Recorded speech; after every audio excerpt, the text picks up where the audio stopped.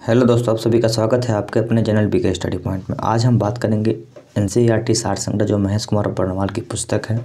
इसकी पॉलिटी की सीरीज और ज्योग्राफी का सीरीज मैं शुरू किया हूँ। पहला वीडियो आप लोगों को उपलब्ध हो चुकी है। अगर आप लोग पहला वीडियो नहीं देखे होंगे कृपया पहला वीडियो ज़रूर देखिएगा, क्योंकि उसमें आपको विशेष सूची के बारे में जो चैप्टर पढ़नी है उसके बारे में चर्चा की गई है। और ये दूसरा वीडियो जो कि पॉलिटी का है, 15 नंबर सीरीज पुस्तक है। तो समय को न लेते हुए शुरू करते हैं। और मैं आपको बता दूं कि अगर इस चैनल पे आप लोग नए होंगे कृपया चैनल को सब्सक्राइब कर लीजिएगा, बेल आइकन को दबाइएगा, कमेंट जरूर करिएगा कि हाँ ये मेरा प्रयास कैसा लग रहा है। ये ऑनलाइन पुस्तक है, सार संग्रह की पुस्तक है, एनसीईआरटी बेस पुस्तक है। ठीक है, 6 से 12 तक का लिखा हुआ है। विशेष आकर्षण में क्या है कि जितने भी तथ्य हैं ये परीक्षा उपयोगी तथ्य हैं। ठीक है, और कुछ इसकी पुस्तकें हैं, इनकी पुस्तकें हैं जिसके बारे में हम धीरे धीरे चर्चा करेंगे। तो अभी हम आप लोगों के लिए पिछले क्लास नंबर 1 के नाम से वीडियो है, प्लेलिस्ट में बना दिया हूँ। आज हम लोग बात करेंगे संविधान के विभिन्न प्रावधान और उसके स्रोत के बारे में। अलग अलग क्षेत्रों से, अलग अलग देशों से कुछ संविधान से बातें ली गई थी, उस सब के बारे में समझेंगे। आपको पता है कि भारत का संविधान विश्व का सबसे बड़ा लिखित संविधान है। 60 देशों के संविधान से हम लोगों ने कुछ कुछ चीज़ों को लिया है, लिखा है। जो भी अच्छी चीज़ हमारे देश के लिए सूटेबल हो रहा था उसको हम लोग लिए हैं। किन किन बातों को किन किन देशों से लिया है, आइए उसके बारे में समझते हैं।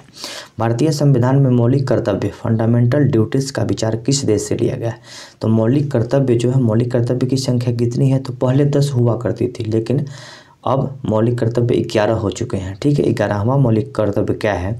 तो माता पिता को अपने बच्चे को शिक्षा देना, ये मौलिक कर्तव्य के श्रेणी में डाल दिया गया। पहले 10 हुआ करता था, लेकिन अब मौलिक कर्तव्य की संख्या 11 है, जो कि कहाँ से ली गई है? रूस के संविधान से ली गई है।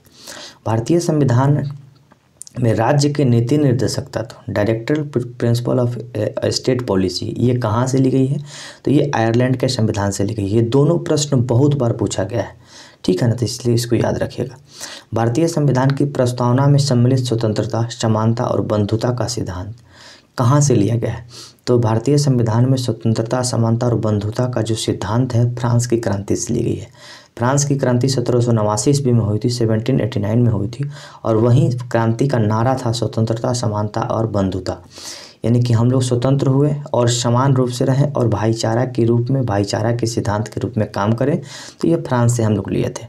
भारत में न्यायिक पुनर्विलोकन, जुडिशियल रिव्यू की संकल्पना किस देश से ली गई?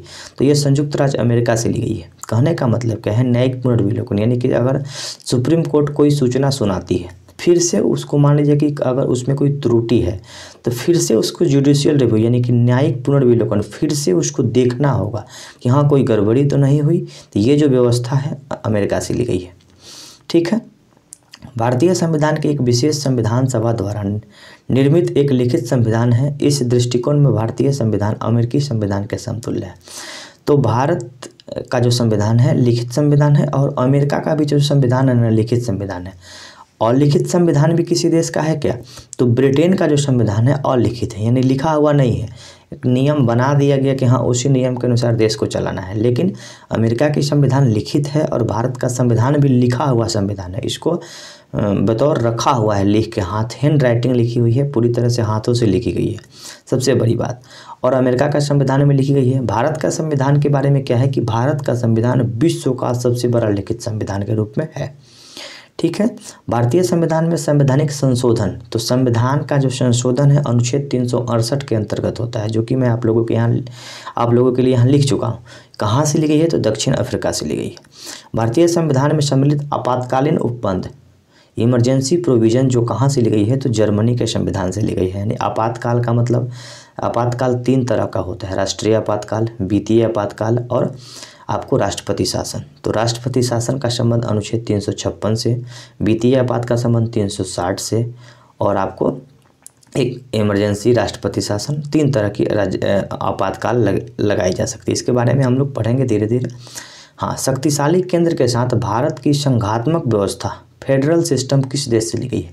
तो कनाडा से ली गई है। यानी कनाडा से ये बताया गया कि भारत का संघात्मक व्यवस्था यानी केंद्र थोड़ा सा मजबूत है।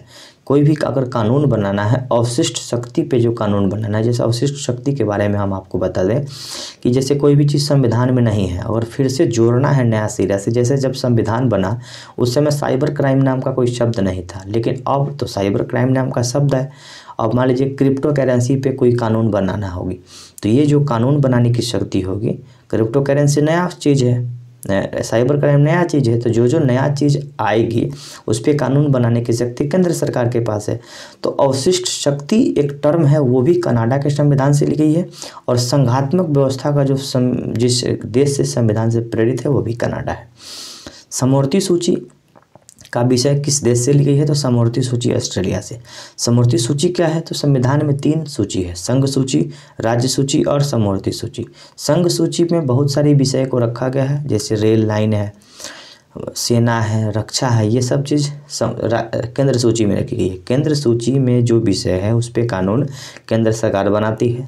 राज्य सरकार में भी बहुत सारे विषय हैं, जैसे भू राजस्व व्यवस्था, पंचायती राज व्यवस्था, ये सब राज्य सूची का विषय है, तो इस पे कानून राज्य सरकार बनाएगी। और समवर्ती सूची में भी कुछ विषय को रखा गया है, तो समवर्ती सूची में जो भी विषय रखा गया होगा उस पर कानून केंद्र और राज्य दोनों मिलकर बनाता है। तो समवर्ती सूची की अवधारणा कहाँ से ली गई है? तो ऑस्ट्रेलिया के संविधान से ली गई है। भारतीय संविधान में निहित विधि द्वारा स्थापित प्रतिक्रिया, तो विधि द्वारा स्थापित प्रतिक्रिया जापान से ली गई है। यहाँ पे मैं आपको बता दूं कि विधि का शासन पूछा जाए तो ये ब्रिटेन से, और विधि द्वारा स्थापित प्रतिक्रिया जापान से ली गई है। भारतीय संविधान की प्रस्तावना में सामाजिक, आर्थिक एवं राजनीतिक न्याय का आदर्श का प्रावधान किस देश से ली गई है? तो प्रस्तावना में सामाजिक, आर्थिक और राजनीतिक न्याय वाला जो शब्द है ये रूस के संविधान से ली गई है। भारतीय संविधान में संसदीय विशेषाधिकार, संसद की जो विशेषाधिकार यानी कि जो मेंबर ऑफ पार्लियामेंट होते हैं उनको कुछ विशेषाधिकार दी जाती है, यानी कि संसद भवन में जब बैठे होते हैं उस समय उनको गिरफ्तारी नहीं करना है। लोकसभा अध्यक्ष के बिना पूछे कोई भी उनको गिरफ्तार नहीं कर सकता है। गिरफ्तार करने के लिए कुछ दिन पहले आपको उनको सूचना देना होता है। तो ये सब जो शक्तियाँ हैं, संसद को शक्ति जो मिली है ये ब्रिटेन के संविधान से ली गई है। भारत का संविधान में सम्मिलित मूल अधिकार, तो मूल अधिकार हम लोगों को कहाँ से मिला है? तो संयुक्त राज्य अमेरिका से मिला। याद कैसे रखेंगे? अगर जिनको याद है वो बहुत अच्छा। मूल अधिकार यानी कि अधिकार का बात कौन ज़्यादा करता है? अमेरिका करता है, क्योंकि अमेरिका के पास सबसे ज़्यादा अधिकार है। बहुत पावरफुल देश के रूप में जाना जाता है अमेरिका को। अब आइए हम लोग एक देश का नाम देखेंगे और उस देश से क्या क्या शब्द लिए गए हैं, क्या क्या टर्म लिए गए हैं, उसके बारे में हम लोग आसानी से समझेंगे। संयुक्त राज्य अमेरिका यानी कि अमेरिका से हम लोग क्या लिए हैं? तो प्रस्तावना की भाषा। हम भारत के लोग, पूरा हम लोगों का प्रस्तावना क्या है? देखिए, अगर आप लोग अभी तक प्रस्तावना नहीं पढ़े होंगे तो एक बार प्रस्तावना को जरूर पढ़िएगा। हम भारत के लोग भारत को संपूर्ण प्रभुत्व, संपन्न, समाजवादी, पंथ निरपेक्ष, लोकतंत्रात्मक गणराज्य बनाने के लिए तथा उसमें बहुत अच्छी तरीक़ा से जितने भी संविधान का सार इसको बोला जाता है। अगर हम संविधान नहीं पढ़ते हैं, केवल प्रस्तावना पढ़ लेते हैं, तो पूरी संविधान की झलक आपको पूरी प्रस्तावना में मिलेगी। इसीलिए तो प्रस्तावना को संविधान की आत्मा कहा जाता है। नेहरू जी ने प्रस्तावना को संविधान की कुंजी कहा था। नेहरू जी के द्वारा ही संविधान की प्रस्तावना प्रस्तुत की गई। ठीक है, तो प्रस्तावना का जो शब्द है अमेरिका से ली गई है। मूल अधिकार अमेरिका से। स्वतंत्र न्यायपालिका यानी कि न्यायपालिका जो होगी, सुप्रीम कोर्ट, हाई कोर्ट, ये सरकार से स्वतंत्र होगी, स्वतंत्र रूप से काम करेगी। ये कहाँ से ली गई है? आपको संयुक्त राज्य अमेरिका से। न्यायिक पुनर्विलोकन यानी कि न्याय को फिर से देखना होगा, पुनर्विलोकन, पुनः विलोकन यानी कि फिर से उसको रिव्यू, जुडिशियल रिव्यू वाली जो प्रक्रिया है, अमेरिका से ली गई है। सर्वोच्च न्यायालय एवं उच्च न्यायालय के न्यायाधीशों को पद से हटाने की प्रक्रिया। सुप्रीम कोर्ट और हाई कोर्ट के जो न्यायाधीश हैं उनको पद से कैसे हटाया जा सकता है? तो महाभियोग के द्वारा।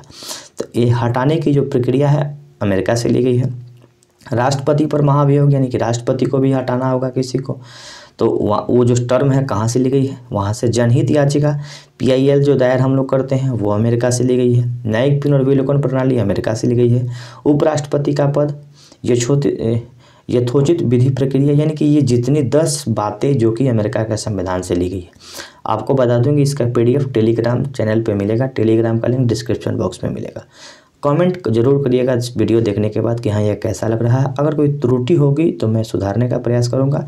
आप लोग कमेंट बॉक्स में कुछ ना कुछ अपना राय ज़रूर लिखिएगा। ब्रिटेन से क्या ली गई है, तो विधि का शासन, जो हम लोग विधि के द्वारा स्थापित प्रक्रिया, विधि के द्वारा हम लोग आज शासन कर रहे हैं, वो ब्रिटेन की देन है। संसदीय शासन प्रणाली यानी कि member of parliament, Lok Sabha, Rajya Sabha, ये सब जो व्यवस्था है वहाँ से ली गई है। एकल नागरिकता यानी कि हम लोगों के जो हम भारत के लोग यानी कि हम भारत के नागरिक हैं, हम कहते हैं कि हम भारत का नागरिक है, तो एकल नागरिकता हुआ, राज्य के नागरिक नहीं है, हम देश के नागरिक हैं, एकल नागरिकता की बात है। और ऑस्ट्रेलिया में क्या है, अमेरिका में दोहरी नागरिकता है, देश के नागरिक आप अलग हैं और राज्य के नागरिक आप अलग हैं। अमेरिका में 50 राज्य है, जिस तरह से भारत में 28 राज्य है, उसी तरह से अमेरिका में 50 राज्य हैं। तो एकल नागरिकता का जो प्रावधान है ब्रिटेन से। द्विसदनीय व्यवस्था, द्विसदनीय का मतलब कि लोकसभा और राज्यसभा, वो भी विधि निर्माण प्रक्रिया, विधि निर्माण की जो प्रक्रिया होती है, संसद में जो कानून बनाया जाता है, जो नियम कानून बनाने की प्रक्रिया है, वो हम लोग ब्रिटेन से लिए। सर्वाधिक मत आधार पर चुनाव जीत का निर्णय, यानी कि सबसे ज़्यादा मत पा लिया वो जीत जाएगा, इसका भी निर्णय। विधायकों का अध्यक्ष पद की भूमिका, संसदीय विशेषाधिकार, यानी कि संसद को विशेषाधिकार दिया जाता है। अध्यक्ष बनाने की जो प्रक्रिया है ब्रिटेन से ली गई है।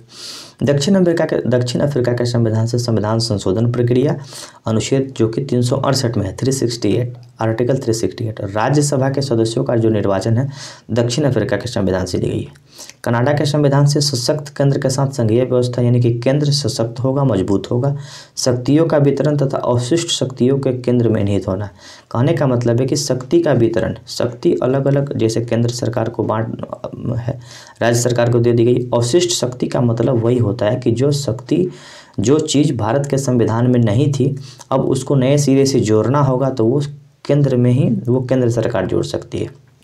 क्रिप्टो करेंसी का मामला हुआ, साइबर क्राइम का मामला हुआ, उसके ऊपर कानून बनाना है, तो ये आप लोग ये कनाडा के संविधान से ली गई है, जो कि केंद्र सरकार कानून बना सकती है। केंद्र द्वारा राज्यों में राज्यपाल की नियुक्ति, राज्यों में जो राज्यपाल की नियुक्ति कनाडा के संविधान से। उच्चतम न्यायालय के परामर्शी न्याय का निर्णय, यानी कि उच्चतम न्यायालय, सुप्रीम कोर्ट का जो परामर्श लेने की जो अधिकार है राष्ट्रपति को, राष्ट्रपति सुप्रीम कोर्ट के से परामर्श ले सकते हैं, ठीक है।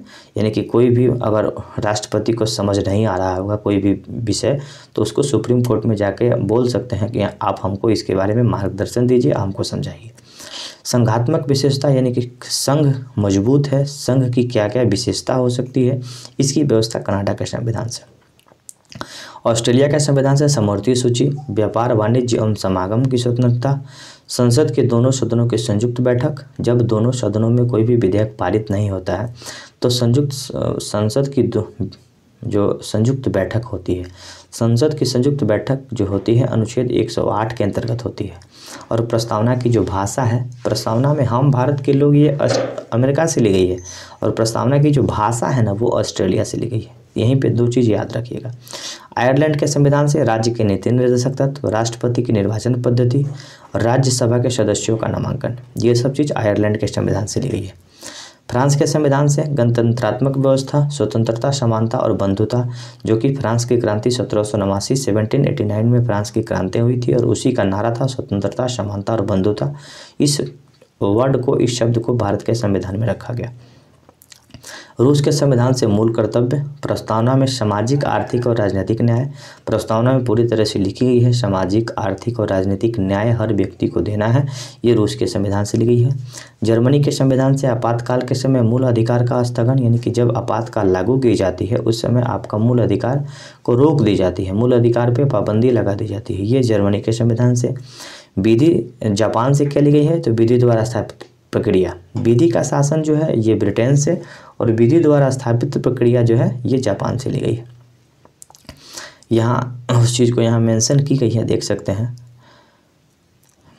भारत के संविधान में विधि निर्माण की प्रक्रिया ब्रिटेन से, जबकि विधि द्वारा स्थापित प्रक्रिया जापान से, ठीक है ना। स्पष्ट रूप से यहाँ लिखी गई है कि भारत के संविधान में विधि निर्माण की प्रक्रिया, विधि बनाने की जो प्रक्रिया है ब्रिटेन से ली गई है, और विधि द्वारा स्थापित प्रक्रिया ये जापान से ली गई है, ठीक है। संविधान के कुछ भाग हैं जो कि हम लोग आज बात कर लेते हैं, थोड़ा सा भाग के बारे में। आपको बता दें कि संविधान में पूरे 22 भाग हैं, ठीक है। और 22 भाग के बारे में हम लोग बात कर लेते हैं। संविधान में भारतीय संविधान में 395 अनुच्छेद थे और कुछ पार्ट है, ठीक है ना। तो भाग के बारे में हम बात कर लेते हैं, समझते हैं। भाग 1 में क्या कह रहा है कि भाग 1 में संघ एवं राज्य क्षेत्र के बारे में बात करता है, अनुच्छेद 1 से 4 तक बात करता है। और भाग 2 में नागरिकता के बारे में बात करता है। नागरिकता का जो संबंध है अनुच्छेद 5 से 11 के बीच में। मूल अधिकार का संबंध भाग 3 में जो कि 12 से 35 तक करता है। राज्य के नीति निर्देशक तत्व 36 से 51 अनुच्छेद में है। मूल कर्तव्य भाग 4 के क में दिया गया है। तो मूल कर्तव्य जो है 51 के क में है। 5 नंबर भाग में है संघ के बारे में बात कर रहा है, केंद्र सरकार के बारे में, अनुच्छेद 52 से 151 के बीच में। भाग 6 में राज्य के बारे में बात करता है, 152 से 237 के बीच में। और भाग 7 में बताया गया है कि पहली अनुसूची के भाग ख में राज्य संविधान 7वां संशोधन अधिनियम 1956 धारा 29 द्वारा अनुसूची, जो कि भाग 7 को निरस्त कर दिया गया, हटा दिया गया। भाग 8 के बारे में हम लोग बात कर लेते हैं। तो भाग 8 में केंद्र शासित प्रदेश के बारे में बात करती है, जो भी भारत में 9 केंद्र शासित प्रदेश है उसके बारे में बात करती है, अनुच्छेद 239 से 242 के बीच में। भाग 9 में पंचायत के बारे में बात की गई है। और भाग 9 के क में नगर पालिका, यानी कि गांव में पंचायत की व्यवस्था होती है और शहर में नगर पालिका की व्यवस्था होती है। और 9 के बी में सहकारी समिति के बारे में बात की गई है, यानी कि जो सहकारी समिति, जैसे अभी जीविका है, छोटी छोटी स्वयं सहायता समूह है, ये सब जो बनाने की बात है ये सहकारी समिति के अंतर्गत आती है, कोऑपरेटिव सोसाइटी के अंतर्गत आती है, जिसका वर्णन संविधान के भाग 9 के बी में, ठीक है। 9 के बी तक हम लोग समझ चुके हैं। भाग 10 में क्या है, तो भाग 10 में अनुसूचित और अनुसूचित जनजाति क्षेत्र। अनुसूचित जनजाति क्षेत्र यानी कि जिस क्षेत्र में अनुसूचित जाति जनजाति लोग रहते हैं। संघ एवं राज्यों के बीच संबंध, यानी कि भाग 11 में बताया गया है कि हाँ राज्य और केंद्र के बीच में किस तरह का संबंध होना चाहिए, उसका वर्णन अनुच्छेद 245 से 263 के बीच में की गई है। वित्त, संपत्ति, संविदा और वाद, यानी कि भाग 12 में वित्त, जैसे वित्त आयोग के बारे में बात की गई है, फाइनेंस के बारे में, प्रॉपर्टी के बारे में, संविदा के बारे में और वाद केस के बारे में, उसके बारे में बात की गई है। भारत के राज्य क्षेत्र के भीतर व्यापार एवं ये अनुच्छेद भाग 13 में है, कुछ खास नहीं है। देखिए भाग 14 में अधिकरण है, ट्रिब्यूनल है, याद रखिएगा। भाग 15 में निर्वाचन आयोग के बारे में बात की गई है, अनुच्छेद 324 से 329। सबसे इम्पोर्टेंट है भाग 16। तो भाग 16 में कुछ वर्गों के संबंध में विशेष उपबंध, अनुसूचित जाति, अनुसूचित जनजाति, पिछड़े वर्ग, आंग्ल भारतीयों के लिए विशेष व्यवस्था, अनुच्छेद 333 से 342 के बीच में ये पूछा गया है, इंपॉर्टेंट है, इसलिए मैं यहाँ पे मेंशन कर दिया हूँ कि भाग 16 में कुछ विशेष उपबंध है, इसी विशेष उपबंध से प्रश्न पूछ ली जाती है। भाग 17 में आपको राजभाषा दी गई है, ठीक है, अनुच्छेद 343 से 351 के बीच में। और आपात उपबंध भाग 18 में है, अनुच्छेद 352 से 360 के बीच में, ठीक है। फिर भाग 19 नहीं याद करिए, भाग 20 याद रखिएगा कि भाग 20 में संविधान संशोधन कहाँ से ली गई है, दक्षिण अफ्रीका से ली गई है। किस अनुच्छेद में वर्णन है, 368 में। भाग 21 में भी कुछ विशेष व्यवस्था नहीं है। भाग 22 में संक्षिप्त नाम, प्रारंभ में हिंदी, प्राधिकृत पाठ और निरसन, यानी कि हिंदी के बारे में बात भाग 22 में की गई है। भारतीय संविधान के भाग 11 का अध्याय 1 संघ एवं राज्यों के मध्य विधायी संबंधों को दर्शाता है। विधायी संबंधों का मतलब होता है लेजिस्लेटिव रिलेशन, यानी कि लेजिस्लेटिव रिलेशन किस तरह से है, जो कि भाग 11 के अंतर्गत बताता है, ठीक है। कुछ संविधान की अनुसूचियां हैं, उसके बारे में हम लोग बात कर लेते हैं। देखिए भारत के मूल संविधान में कितनी अनुसूची थी, यानी कि भारत के जो संविधान जिस समय बना था उस समय 8 अनुसूची थी, लेकिन अब क्या हो चुकी है, 12 हो चुकी है। भारतीय संविधान में नए राज्यों का गठन, तो नए राज्यों का गठन करने के लिए प्रथम अनुसूची में संशोधन करना होगा, क्योंकि संविधान की प्रथम अनुसूची बताता है कि भारत राज्यों का संघ है, India is A union of state. भारतीय संविधान की प्रथम अनुसूची में उसके नाम और उसके राज्य क्षेत्र के बारे में वर्णन की गई है। भारतीय संविधान की 9वीं अनुसूची में किस संविधान संशोधन के द्वारा जोड़ा गया, तो 9वीं अनुसूची, यानी कि पहले 8 अनुसूची था, 9वां अनुसूची कब जोड़ा गया, तो प्रथम संविधान संशोधन 1951 में 9वां अनुसूची जोड़ा गया, ठीक है। भारत के संविधान की किस अनुसूची में विभिन्न राज्यों, अनुसूचित क्षेत्र के प्रशासन और नियंत्रण के बारे में विशेष व्यवस्था है, तो संविधान की 5वीं अनुसूची में अनुसूचित जनजाति क्षेत्रों के लिए वहाँ के प्रशासन किस तरह से देखा जाएगा इसके बारे में बात की गई है। राज्यों द्वारा शुल्क एवं कर लगाने का अधिकार संविधान के किस अनुसूची में है? यानी कि टैक्स लगाने का जो व्यवस्था है संविधान की 7वीं अनुसूची में है। राज्य भूमि सुधार अधिनियम को संवैधानिक सुरक्षा प्रदान करने के लिए किस अनुसूची को सम्मिलित किया गया? यानी कि संविधान की 9वीं अनुसूची बनाया गया ना, तो जो भी राज्य में भूमि सुधार है, भूमि संबंधी विवाद है, उसको उसके अंतर्गत 9 नंबर अनुसूची में डाल दिया गया। 10वीं अनुसूची को 52वां संविधान संशोधन 1985 के द्वारा जोड़ा गया तथा 91वां संविधान संशोधन अधिनियम 2003 द्वारा इसे संशोधित किया गया। इसे दल बदल विरोधी कानून एंटी डिफेक्शन लॉ भी कहा जाता है। यानी कि कोई भी विधायक दल बदल लेता है उसके बारे में, इसके बारे में बात की गई है। 10वीं अनुसूची के बारे में बात की गई है। अंग्रेजी जो कि भारत में बोली जाने वाली प्रमुख भाषा है, परंतु इसे संविधान की 8वीं अनुसूची में शामिल नहीं किया गया। भारत के संविधान में 8वीं अनुसूची है। 8वीं अनुसूची में 22 भाषा को शामिल किया गया है, लेकिन उसमें अंग्रेजी उस 22 में शामिल नहीं है, याद रखिएगा। ये इम्पोर्टेंट टर्म है, इसलिए इसको याद करना है।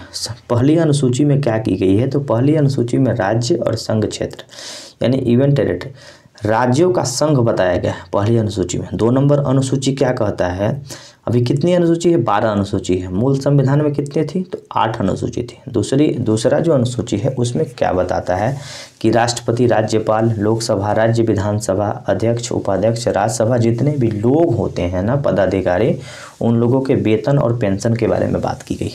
ठीक है। पैसा, तो पैसा 2 अक्षर का लिखेंगे ना, तो दूसरी अनुसूची से पैसा। तीसरा अक्षर के लिए शपथ जो होता है, शपथ 3 अक्षर का होता है और तीसरी अनुसूची में शपथ के बारे में बात की गई है। संघ के राज्य मंत्री, विधानमंडल के सदस्य, चुनाव के प्रत्याशी, न्यायाधीश आदि के द्वारा ली गई शपथ और प्रतिज्ञानों के बारे में बात की गई है, तो तीसरी अनुसूची में। चौथी अनुसूची में क्या है, तो जब चौथी शपथ जब ले लेंगे लोग, तो राज्य और संघ राज्य क्षेत्रों में राज्यसभा के स्थानों का वर्णन, किस राज्य में एक राज्यसभा की सीटें कितनी होगी, इसके बारे में चौथी अनुसूची में बताया गया। 5वीं अनुसूची में कुछ एक्स्ट्रा बताया गया है कि अनुसूचित क्षेत्रों में जनजाति के प्रशासन से संबंधित, यानी कि उस क्षेत्र में कुछ प्रशासन से संबंधित अनुसूचित जो क्षेत्र होता है जहाँ पे अनुसूचित जाति जनजाति लोग रहते हैं, उस क्षेत्रों का प्रशासन कैसे देखा जाए, इसके बारे में 5वीं अनुसूची में व्यवस्था की गई है। 6ठी अनुसूची में असम, मेघालय, त्रिपुरा और मिजोरम, एक शॉर्ट ट्रिक है ATM स्क्वायर। असम, मेघालय, त्रिपुरा और मिजोरम के राज्यों में जनजाति क्षेत्रों का प्रशासन, इन 4 राज्यों में विशेष व्यवस्था जो जनजाति क्षेत्रों का है विशेष व्यवस्था की गई है। 7वीं अनुसूची में क्या है, तो संघ सूची, राज्य सूची और समवर्ती सूची। यही समवर्ती सूची कहाँ से ली गई थी, तो ऑस्ट्रेलिया से ली गई थी। संघ सूची में भी जो विषय है उसके भी कानून केंद्र सरकार बनाती है। राज्य सूची के विषय पे कानून राज्य सरकार बनाती है और समवर्ती सूची के विषय पे कानून केंद्र और राज्य दोनों मिलकर बनाती है। ठीक है। 8वीं अनुसूची में 22 भाषा को शामिल किया गया है, जो कि संविधान की 22 भाषा है। 22 भाषा के बारे में फिर हम लोग कभी बात कर लेंगे। 9वीं अनुसूची में इस भूमि सुधार, जमींदारी उन्मूलन से संबंधित अधिनियम, विनियम जिन्हें न्यायिक पुनर्विलोकन से बचने के लिए सम्मिलित किया गया। ये 9वीं अनुसूची कब लाया गया, तो 1951 में, जो कि प्रथम संविधान संशोधन लाया गया था और 9वीं अनुसूची जोड़ दी गई संविधान में। 10वीं अनुसूची में क्या है, तो दल बदल विरोधी कानून, संसद और विधानसभा के सदस्य अगर दल बदलते हैं तो उनकी सदस्यता को रद्द कर दी जाती है। 11वीं अनुसूची में पंचायत की शक्ति का उत्तरदायित्व और निर्धारण, यानी कि जो पंचायती राज व्यवस्था बनाई गई 11वीं अनुसूची में डाल दी गई है। 12वीं अनुसूची में क्या है, तो नगर पालिका, जो कि शहर में जो भी पंचायत वाला काम होता है उसको नगर पालिका बोला जाता है। नगर पालिका का संबंध 12वीं अनुसूची से और पंचायतों का संबंध 11वीं अनुसूची से। दल बदल विरोधी कानून 10वीं अनुसूची और भूमि सुधार से संबंधित कानून 9वीं अनुसूची। ठीक है। 8वीं अनुसूची में सिंधी भाषा को 21वां संविधान संशोधन 1967 के द्वारा शामिल किया गया, यानी कि 21वां संविधान संशोधन 1967 के अंतर्गत जो आपको 8वीं अनुसूची में 22 भाषा है उसमें सिंधी को जोड़ा गया। ठीक है। तो इस वीडियो में इतना ही। आगे की वीडियो में फिर हम लोग बात करेंगे क्लास 3 के माध्यम से, वीडियो 3 के माध्यम से। तो आप लोग कमेंट करके ज़रूर बताइएगा कि हाँ यह वीडियो कैसा लगा। कोई त्रुटि होगी तो मैं अगले वीडियो में सुधारने का प्रयास करूँगा। धन्यवाद, फिर मिलते हैं अगले वीडियो में।